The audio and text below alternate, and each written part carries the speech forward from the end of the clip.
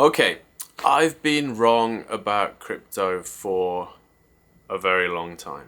And it's not like I've changed my mind, but let's talk about it.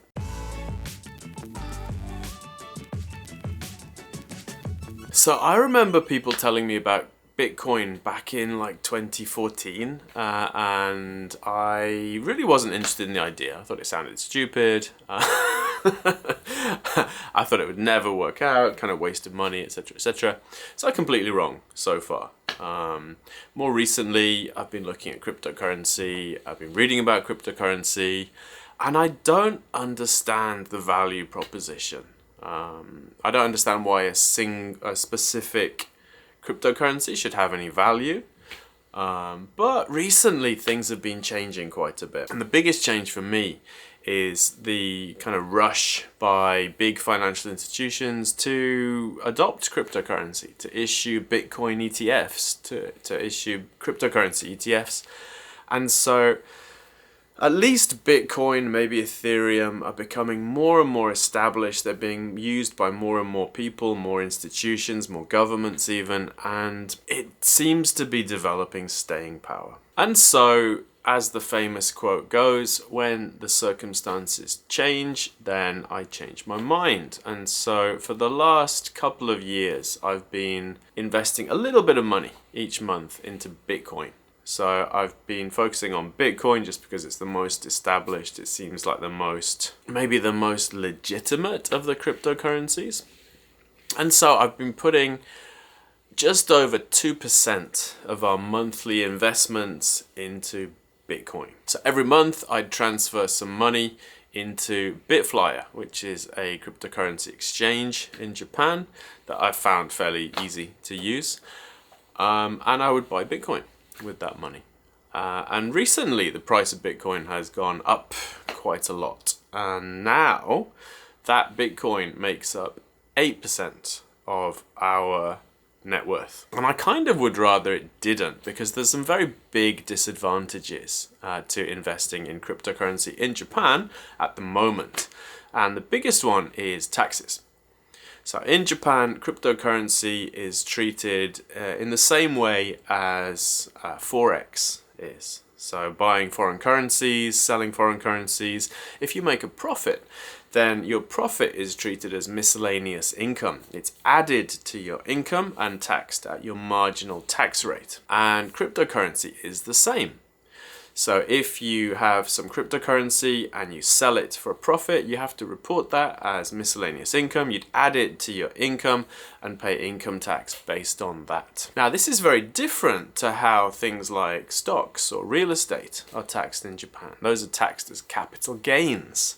So if you buy a stock and then sell it later for a profit, you would pay capital gains tax. And in Japan, capital gains tax is a flat 20.315%. You also have the opportunity to buy those stocks in a NISA account, which would make it tax-free.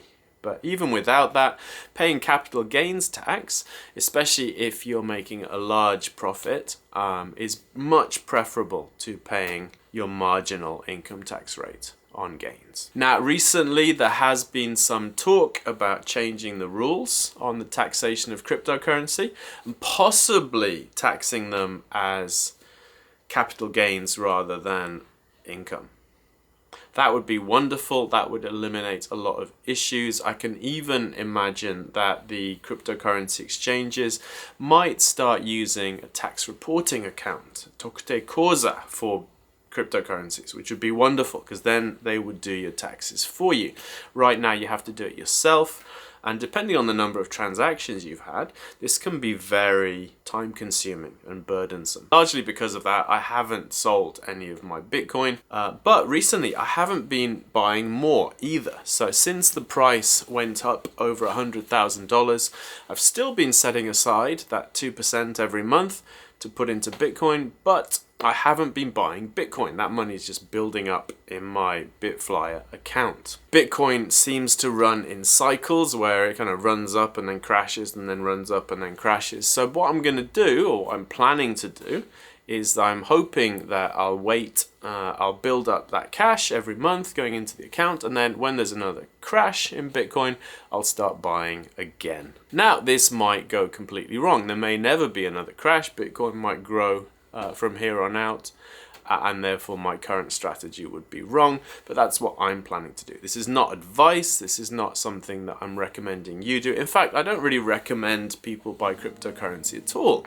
But if you are interested in it, if you want to hedge your bets, which is basically what I've been doing for the last couple of years, then I would recommend putting a small amount of money into Bitcoin, possibly a small amount of money into Ethereum. Those are the more established cryptocurrencies. Now, the other ones, anything below that, as it were, any of the meme coin kind of things, this seems more like gambling, like speculation, where you could make money, but you're more likely to lose money. And so if you're just a normal person that doesn't enjoy gambling with cryptocurrency, I would recommend just sticking to the main ones, putting in a small amount of money, a tiny amount of money that you could afford to lose, but that if, you know, the bet works out nicely, it'll give you a nice little boost to your portfolio. So just to summarize, I haven't changed my mind. I still don't understand why cryptocurrency should have value, but it does. And if enough people believe in something, then it will have value. And I think there's enough people who have gone in on Bitcoin, on cryptocurrency, to make it more long lasting, to make it's going to stick around for a while. So I've been putting in a small amount of money into Bitcoin. That's worked out quite well so far. I don't know how it's going to work out in the future. I hope the tax rules around cryptocurrency and the availability of it change. So it'd be really nice to be able to buy a cryptocurrency mutual fund, for example, a cryptocurrency ETF in Japan. That would make things a lot easier for everyone. And basically, yeah, I'm going to see how it goes. But this is not something that I recommend. It's not something that you have to do either. So it's quite possible to reach your investment goals without using cryptocurrency. And if you do decide to go into crypto, I would recommend using a relatively small amount of money and learning as much as you can before you start. How about you? What do you think about cryptocurrency? Am I completely wrong one way or another? Please do leave us a comment. Thank you for watching, and we'll see you in the next video.